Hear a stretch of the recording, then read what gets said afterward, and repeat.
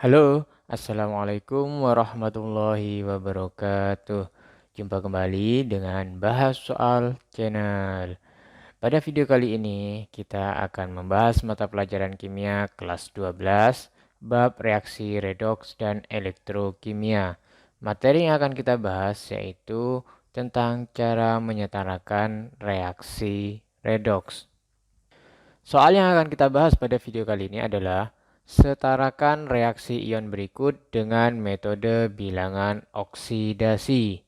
Soalnya yaitu ion Cr2O72- direaksikan dengan C2O42- menghasilkan ion Cr3+ dan CO2, di mana reaksi berlangsung pada suasana asam. Sebelum kita melanjutkan pada pembahasan soal tersebut, jangan lupa untuk subscribe dulu di Bahas Soal Channel atau ikuti akun-akun medsos dari Bahas Soal Channel di Twitter @bahas_channel, di Facebook @bahas soal channel, dan di Instagram @bahas soal channel. Nah, seperti biasa, sebelum kita masuk pada pembahasan utama, saya akan coba mengingatkan konsep-konsep yang harus kita pahami terlebih dahulu untuk bisa menyelesaikan soal ini. Ada beberapa hal yang harus dipahami terlebih dahulu, yaitu saya akan tuliskan di sini. Ada dua hal yang harus dipahami. Satu, kita harus paham konsep reaksi redoks. Nah, konsep reaksi redoks ini harus kita paham. Apa di sini yang dimaksud? Kita harus kenal apa itu reaksi redoks. Reaksi redoks itu kan terdiri dari reaksi reduksi dan reaksi oksidasi yang terdapat dalam satu rangkaian reaksi kimia. Maka itu tergolong sebagai reaksi redoks. Nah, pengertiannya seperti apa? Pengertiannya reaksi redoks ini ada tiga. Nah, ada satu, dua, tiga. Nah, ini di mana? Ini sudah dipelajari di kelas 10. Nah, kelas 10 semester 2. Jadi, reaksi redoks itu ada tiga. Yang pertama berdasarkan pelepasan dan pengikatan oksigen. Yang kedua berdasarkan pelepasan dan pengikatan elektron. Dan yang ketiga berdasarkan kenaikan dan penurunan biloks atau bilangan oksidasi. Nah, itu harus pahami dulu kalian agar bisa mengenali apakah reaksi ini redoks atau bukan. Nah, kalau ini reaksi redoks, maka kita bisa melakukan penyetaraan menggunakan metode-metode penyetaraan reaksi untuk reaksi redoks. Tapi jika reaksi ini bukan reaksi redoks, maka dia tergolong reaksi sederhana. Maka kita tidak usah menggunakan metode-metode penyetaraan reaksi redoks. Cukup aja tinggal pakaikan koefisien seperti halnya di stoikiometri. Bab stoikiometri awal itu bagaimana kita menyetarakan reaksi kimia sederhana, yaitu menyamakan unsur di reaktan dengan unsur di produk. Nah, tapi kalau reaksi redoks akan kompleks. Nah, di situ tidak akan bisa kita menggunakan metode sederhana tersebut. Kalau di penyetaraan reaksi sederhana kan ada cara matematis atau kita bisa mengira-ngira. Kalau matematis itu kan seperti halnya kita misalkan, nah ini koefisiennya A, B, C, D. Nah, kita buat persamaan. Nah, seperti itu. Videonya ada di playlist kelas 10 di bab stoikiometri, penyetaraan reaksi kimia sederhana. Di sini kita bahas reaksi redoks karena pada metode bilangan oksidasi maka jelas bahwa reaksi ini adalah tergolong reaksi redoks. Nah, yang kedua, setelah kalian kenal paham apa itu reaksi redoks, maka kalian yang kedua harus bisa, nah ini, mampu menentukan nilai biloks. Nah, jadi kita harus mampu menentukan nilai biloks. Jadi Cr dalam Cr2O72- ini biloksnya berapa, bilang oksidasinya O berapa, C berapa, Cr3 3+ kalau ion tunggal ini berapa, C dalam CO2 ini berapa, itu nilai biloksnya berapa. Nah, itu harus kita pahami dulu.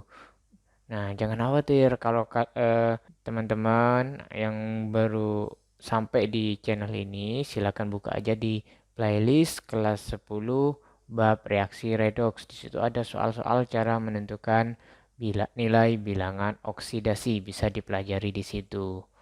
Nah, kalau dua hal ini sudah kalian pahami, maka kalian bisa melanjutkan menonton video ini. Nah, karena di sini pembahasan berikutnya saya tidak akan mengulangi ini lagi, langsung pada cara mengerjakannya. Seperti itu. Nah, untuk pengerjaan atau penyetaraan reaksi redoks ini ada dua metode. Nah, yang pertama itu dikenal dengan metode setengah reaksi, dan yang kedua ini adalah metode bilangan oksidasi. Nah, metode bilangan oksidasi ini ada dua. Yang pertama satu reaksi rumus, yang kedua reaksi ion. Nah, apa bedanya reaksi? Nah, ini ada muatan seperti ini. Nah, ini tergolong sebagai ion. Maka reaksi redoks ini bisa kita pecahkan dengan metode bilangan oksidasi, yaitu reaksi ion, atau dengan metode setengah reaksi. Nah, jika dia rumus, nah rumus ini seperti ini semua, tidak ada yang bermuatan dalam baik itu di reaktan atau di produk. Maka nanti kita pakai cara-cara untuk reaksi rumus untuk bilangan oksidasi. Untuk setengah reaksi juga ada nanti untuk reaksi rumus seperti apa caranya. Nah, untuk metode bilangan oksidasi ini, kalau reaksi rumus ini tidak perlu disebutkan suasananya. Jadi bisa langsung tanpa mengetahui suasana reaksi itu berjalan pada suasana asam atau suasana basa. Tapi kalau ion kita harus pahami suasananya. Kenapa? Karena nanti berhubungan ketika kita ingin menyetarakan muatan ionnya. Jadi kalau suasana asam itu harus diapakan, suasana basa itu harus diapakan. Itu perbedaannya seperti itu. Oke, itu aja pengantar dari saya. Sebenarnya sebelumnya sudah saya buatkan pembahasan video pembahasan soal untuk menyetarakan reaksi rumus menggunakan metode bilangan oksidasi. Jadi bisa teman-teman cari di playlist lagi di kelas 12 bab reaksi redoks dan elektrokimia. Bisa dipelajari di situ cara mengerjakannya untuk reaksi rumus. Nah, sekarang kita masuk pada reaksi ion. Nah, bagaimana caranya? Di sini saya coba rangkumkan dulu langkah-langkah penyetaraan dengan metode bilangan oksidasi untuk reaksi ion. Reaksi ion, kalau reaksi rumus kemarin ada 5. Nah, kalau reaksi ion ada 6. Nah, yang pertama yaitu menuliskan unsur yang mengalami perubahan bilangan oksidasi. Jadi harus menentukan dulu mana unsur yang mengalami perubahan bilangan oksidasi. Untuk mengetahui perubahan bilangan oksidasi, maka kalian tadi harus mampu menghitung nilai biloks atau bilangan oksidasi dari masing-masing unsur yang terlibat dalam reaksi tersebut. Berikutnya yaitu menyetarakan unsur-unsur yang mengalami perubahan bilangan oksidasi. Gimana caranya? Ya tinggal tambah koefisien reaksi. Kemudian yang ketiga, menentukan jumlah kenaikan dan penurunan bilangan oksidasi dari unsur yang mengalami oksidasi dan reduksi. Kemudian yang keempat, menyamakan jumlah perubahan bilangan oksidasi. Nah, sampai sini sama dengan reaksi rumus. Nah, yang membedakan untuk reaksi ion yaitu langkah kelima, menyetarakan muatan dengan penambahan ion H+. Nah, untuk suasana asam, dan ion OH- untuk suasana basa. Nah, ini kalau reaksi rumus gak ada. Ini langsung 6 ini adalah KH. Jadi menyetarakan berdasarkan urutan KH, kation, anion, hidrogen, dan oksigen. Selesai. Kalau ion ini berdasarkan suasana dulu. Kemudian yang keenam, menyetarakan atom H dengan menambahkan molekul H2O. Nah, sampai sini gimana? Sekarang mari kita lanjut aplikasikan langkah-langkah ini pada soal yang kita miliki. Oke, kita masuk pada langkah pertama yaitu menuliskan unsur-unsur yang mengalami perubahan bilangan oksidasi. Nah, kita tentukan dulu bilox masing-masing unsur yang terlibat dalam reaksi ini. Yang pertama Cr2O7-. Nah, jadi biloknya Ce 2 atom Cr tambah 7 atom O, kalau dijumlah totalnya adalah min 2. Nah, ini O min 2, min 14. Min 14 kurangi 2 berarti sini plus 12. Plus 12 karena ini 2 berarti ini plus 6. Selanjutnya C2C tambah 4O itu harus sama dengan min 2. O-nya min 2, min 8. Berarti ini min 6. Karena ada 2 maka sini adalah plus 3. Karena ion tunggal maka sama dengan muatannya. Kalau CO2, O-nya 2, min 2, min 2, min 2 kali 2, min 4. Berarti sini adalah plus 4. Nah, selanjutnya kita mencari yang mengalami perubahan bilangan oksidasi. Siapa yang mengalami perubahan bilangan oksidasi? Kita cari Cr2. Nah, Cr2. Nah, ternyata Cr berubah. Di sini adalah plus 6, di sini adalah plus 3. Jadi dia mengalami perubahan turun 3. Selanjutnya OO tidak berubah C. Nah, C plus 3, sini plus 4. Kalau kita tarik seperti ini, nah ini adalah plus 4, sini plus 3. Berarti dia naik 1. Nah, ternyata CR dia mengalami penurunan 3, C-nya mengalami kenaikan 1. Jadi sudah, langkah 1 sudah. Unsur-unsur yang mengalami perubahan bilangan oksidasi yaitu Cr dan C. Selanjutnya, menyetarakan unsur-unsur yang mengalami perubahan bilangan oksidasi. Tadi siapa?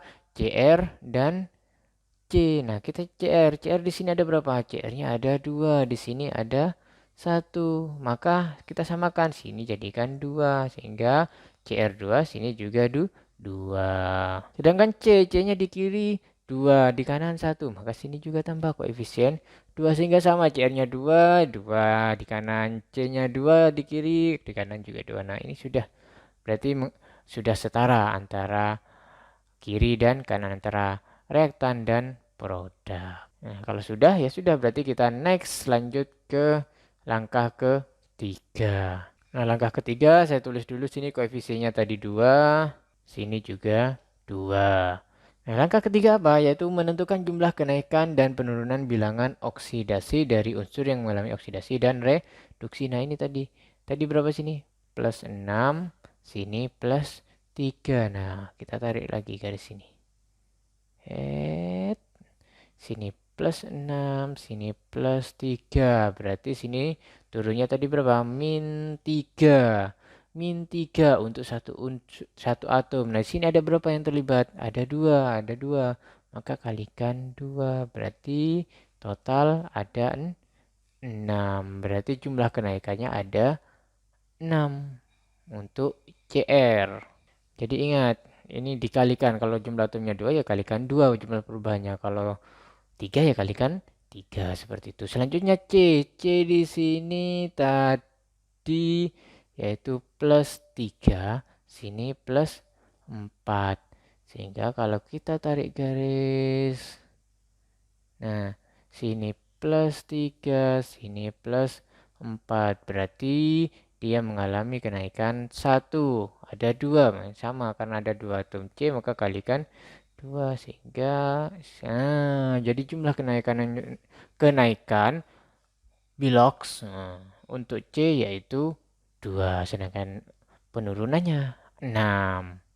Sampai sini paham kan? Nah, kalau sudah maka kita lanjut ke langkah keempat. Nah, ini saya kasih dulu koefisiennya 2. Sini juga 2. Nah, sekarang langkah keempat yaitu menyamakan jumlah perubahan bilangan oksidasi. Nah, ini saya tulis ulang ya. Tadi sini ke sini berapa setelah kalikan 6. Sini ke sini setelah dikalikan 2. Nah, ini nanti kita kalikan ke sini dan ke sini. Sedangkan yang 6, nah ini kita kalikan ke sini, jadikan koefisiennya sini. Nah, jadinya kalau kita tulis, nah, ini 1 kan, nah, kalikan 2 berarti 2CR2O7 2 min ditambah ini kalikan ini berarti 6C2O4 2 min menghasilkan ini kalikan 2, 2 kali 2 berarti 4CR3 plus ini 2 kali 6 berarti 12 CO2. Nah, ini langkah 4 sudah terhenti sampai sini, selesai. Nah, kalau masih penasaran, coba kita hitung sini. CR-nya 2 kali 2, 4. Sini 4. Ini 6 kali 2, 12. Ini 12. Nah, yang lainnya bagaimana? Jangan khawatir, masih ada langkah 5. Maka kita lanjutkan pada langkah 5. Jadi ingat-ingat ini. Sekarang koefisiennya 2, 6, 4, 12 di langkah 5. Nah, langkah 5 saya tuliskan dulu 2, 6, 4, 12 tadi koefisiennya terakhir. Nah, langkah 5 apa? Menyetarakan unsur-unsur lainnya dengan. Nah, masuk langkah 5. Nah, sebelum masuk langkah 5, kita tulis dulu tadi koefisien terakhirnya 2, 6, 4, 12. Nah, langkah 5 apa?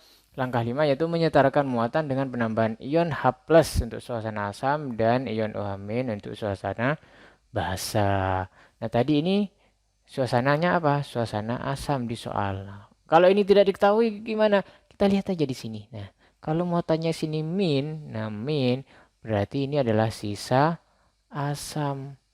Kalau muatannya sisa plus berarti sisa basa. Jadi kalau sini reaktannya min, maka dia pasti dalam kondisi asam. Itu aja, gampang kan? Nah, tapi biasanya kalau soal-soal dasar pasti diberikan info suasananya asam atau suasana basa. Nah, karena ini suasana asam, maka kita tambahkan ion H+. Nah, sebelum nambahkannya di mana? Di kanan di reaktan atau di kanan di produk atau di reaktan di kiri. Nah, gimana caranya? Nah, ini pertama kuncinya menyetarakanmu muatan kita hitung terlebih dahulu muatannya. Kita hitung di sini muatannya min 2 ada 2 berarti min 4. Ini min 2 ada 6 berarti ditambah min 2 kali 6 12 berarti total min 16.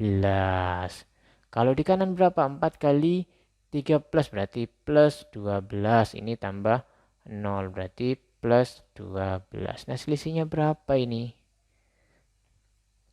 Ini selisihnya berapa nih? Selisihnya kalau dihitung adalah plus 28. Nah, agar sama gak mungkin kita nambahkan plus di kanan kan? Pasti nambahkan di kiri atau di reaktan. Maka reaksinya akan menjadi 2Cr2O7 2 min plus 6C2O4 2 min plus. Nah, ada berapa selisihnya? 28 H plus. Nah, menghasilkan 4Cr3 plus 12CO2. Nah, seperti ini. Karena ini positif, maka nggak mungkin ditambah sini positif, akan jadi positif. Nggak akan ketemu-ketemu, nggak akan sama. Jadi, kalau positif, tambahkan ke negatif. Berapa selisihnya? Seperti itu. Selisihnya sini adalah 28. 28 dikurangi 16 adalah sama dengan 12. Jadi muatannya sama. Jadi setelah sama, baru kita tahu nak taruhnya di mana ini ion H+ ini. Nah, ini. Jadi langkah 5 sampai sini selesai. Ion H+-nya ditambahkan di reaktan atau di sisi kiri. Nah, sekarang kita masuk pada langkah 6. Sebelum masuk ke langkah 6, kita tuliskan dulu reaksi yang kita dapat tadi. Ini 2, ini 6, ini 4, ini 12. Ini ditambah 28H plus. Nah, H plusnya di kiri. Saya mau taruh sini nggak muat. Jadi ini tadi reaksi terakhir kita. Nah, sekarang masuk ke langkah 6 apa? Menyetarakan atom H dengan menambahkan H2O. Nah, jadi di sini kita lihat dulu. CR-nya 4. 4. Dah clear. Terus C-nya 12. Ini 12. Udah clear juga C-nya. Sekarang O-nya. Nah, ini O. Nggak usah ngitung O, yaitu ngitung H. H-nya di sini 28. Maka karena nggak ada H lagi di sini, maka tambah H2O. Agar total 28, jangan 28 karena hanya di sini 2, maka sini 14. Jadi hanya 28, 28 setara. Nah, kalau kita benar langkah ini, maka O-nya akan otomatis sama. Kalau nggak percaya kita hitung. 2 kali 7, 14. 6 kali 4 tambah 2, 4. Berarti totalnya 38. Yang ini yang kanan. 12 kali 2, 24. 14 kali 1. Nah, sama dengan 38. O-nya sama. Finish dong. Selesai. Gampang kan? Nah, jadi kalau kita tuliskan reaksinya lagi seperti ini. Saya tuliskan ulang ya.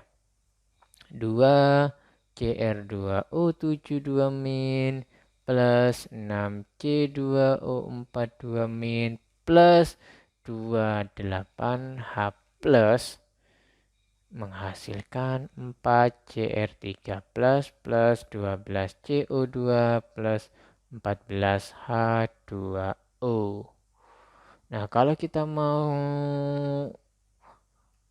sederhanakan lagi reaksinya, nah ini 2, ini 2. Nah, ini berarti butuh berapa ini hanya? Butuh 12 plus 6 H2 C2O4 plus. Nah, ini sisanya berapa berarti hanya?